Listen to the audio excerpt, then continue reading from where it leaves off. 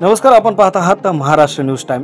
आज रक्षाबंधन निमित्त राज्याचे कृषी मंत्री धनंजय मुंडे यांना त्यांच्या भगिनी भाजप नेत्या आमदार पंकजा मुंडे, माजी खासदार डॉक्टर प्रीतम मुंडे, ॲडव्होकेट यशस्वी मुंडे यांनी मुंबईतील निवासस्थानी राखी बांधून त्यांचे औक्षण केले आहे। त्याचबरोबर राज्याच्या महिला व बाल विकास मंत्री आदितीताई तटकरे यांनी देखील धनंजय मुंडे यांना राखी बांधून औक्षण केलं आहे।